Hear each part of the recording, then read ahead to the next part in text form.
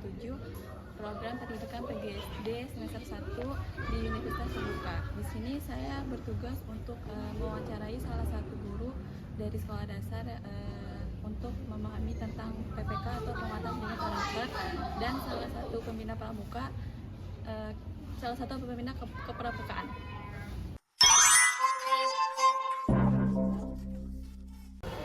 Assalamualaikum warahmatullahi wabarakatuh. Saya Sri Adela Desti Saya Ibu Barkah, wali kelas 6A dari MI Universitas Cibinong. Sebelumnya selamat pagi Ibu, terima kasih sudah meluangkan waktunya untuk wawancara. Saya mau sedikit bertanya tentang penguatan pendidikan karakter. Yang pertama, apa yang dimaksud dengan pendidikan karakter atau PPK sendiri? Selamat pagi juga, Neng Adel. Tentu saja Ibu akan menjelaskan tentang sedikit PPK ya. PPK itu kan adalah gerakan pendidikan sekolah untuk memperkuat karakter siswa melalui harmonisasi antara olah hati, ya, olah pikir, olah rasa, dan olahraga. Tujuan agar siswa tidak hanya cerdas secara akademik, tetapi juga memiliki akhlak yang baik, jujur, disiplin, dan tanggung jawab. Bagaimana sih Bu penerapan PPK di sekolah kita sendiri? Penerapan PPK ada 5 nilai utama, yaitu nilainya religius, nasionalisme, mandiri, gotong royong, dan integritas. Kelima nilai ini diharapkan bisa menjadi pedoman perilaku siswa dalam kehidupan sehari-hari.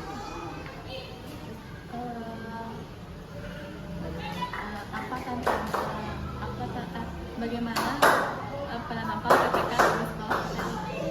Penerapan PPK di sekolah ini diterapkan melalui kegiatan belajar di kelas, kegiatan ekstrakurikuler, dan budaya di sekolah, misalnya kegiatan upacara bendera, untuk menanamkan nasionalisme, program literasi untuk melatih mandiri anak, mandiri dan tanggung jawab, serta kegiatan sosial seperti bakti lingkungan untuk menumbuhkan gotong royong. Itu kegiatan yang dilakukan di sekolah, yang diterapkan di sekolah.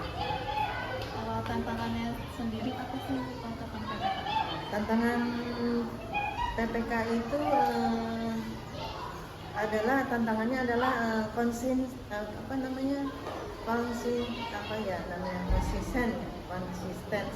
ya, konsistensi dan teladan.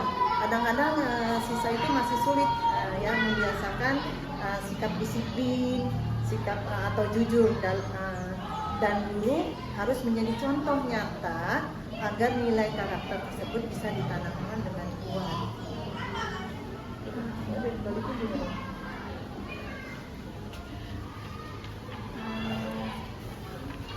Bagaimana sih peran orang tua dalam melaksanakan PPK ini? Peran orang tua memiliki sangat penting ya, sangat besar peran orang tua itu. PPK itu tidak hanya tanggung jawab sekolah, tapi juga keluarga. Ya. Nilai-nilai yang ditanamkan di sekolah harus dilanjutkan di rumah agar karakter anak berkembang secara utuh. Itu adalah peran orang tua itu sangat penting ya dalam PPK. Terakhir Ibu, harapan Ibu tentang PPK ke depan itu? Harapan Ibu berharap ya PPK itu bisa terus berjalan konsisten dan menjadi budaya di sekolah.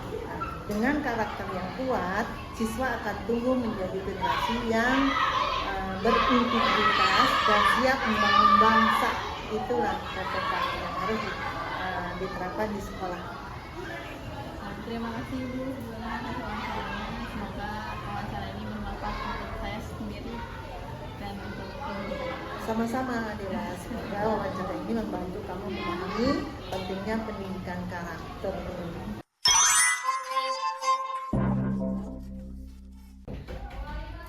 Saya Sri Adela Desti dari Universitas Terbuka ingin mewawancarai saudara Bapak.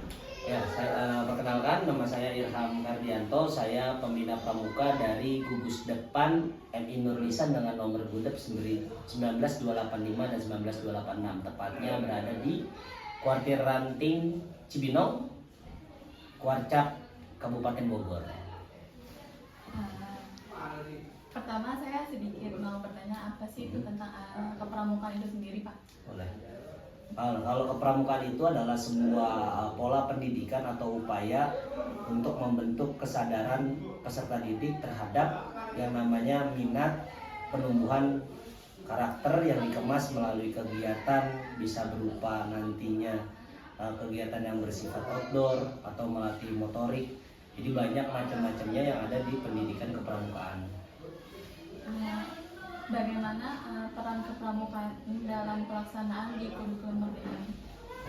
Peran kepramukaan di dalam kurikulum Merdeka ini menjadi salah satu aspek yang penting dalam hal penumbuhan karakter bagi peserta didik, di mana di dalam kepramukaan itu sendiri juga di dalam kurikulum Merdeka, pramuka itu mendapatkan beberapa jam pelajaran yang dimana itu akan diupayakan dengan maksimal oleh sekolah untuk membentuk karakter dari peserta didik. Apakah kegiatan pramuka sudah sesuai dengan kurikulum Merdeka di sekolah? Kalau untuk pelaksanaan kurikulum Merdeka secara jumlah jam sudah disesuaikan oleh koordinator akademik kami yang ada di Indonesia. Namun memang dalam segi pola pembinaannya masih ada beberapa hal yang menjadi kekurangan pelaksanaannya di tempat kami, gitu Pak. Kalau tantangannya apa aja sih di era kurikulum Merdeka? Tantangan yang menjadi sebuah upaya kami yaitu adalah yang pertama, di kami sistemnya masih diglobalkan, dalam artian belum terpusat, yang dimana seharusnya kalau mengikuti aturan yang berlaku maka satu pembina itu memegang 3 regu. Nah tapi di MI ini atau di gugus depan yang saat ini itu baru ada 2 pembina, yang dimana itu secara kalkulasi itu masih jauh dari kata cukup atau masih kurang. Nah dari hal tersebut maka tantangan yang ada yaitu adalah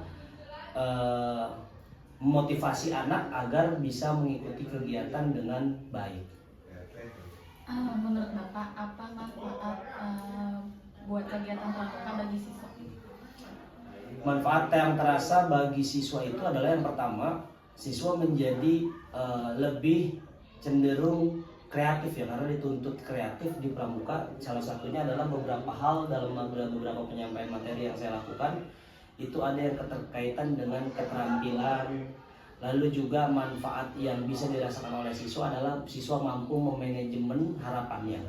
Harapannya memanajemen mulai dari perlengkapan pribadi ketika dia berangkat sekolah, gitu. Perlengkapan pribadi sampai dia pulang sekolah itu harus tersimpan dengan rapi. Karena kenapa? Karena di kami itu sebelum pramuka dimulai ada pengecekan seragam, yang dimana ini mudah-mudahan harapannya bisa meningkatkan kemampuan siswa dalam manajemen, khususnya dalam manajemen untuk diri sendiri.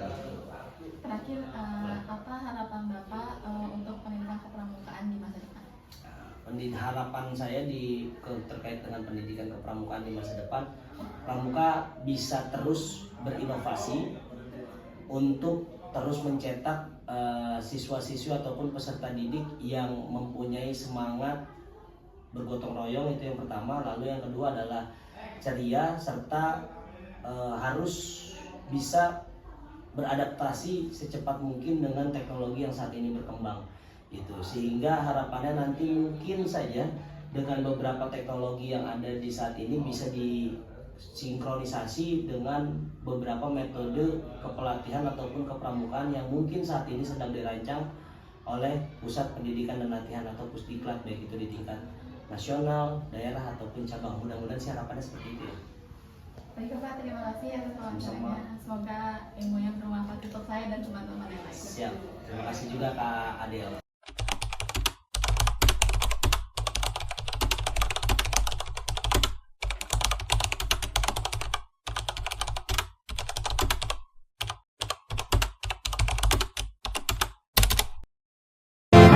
Tadi terambil dan gembira.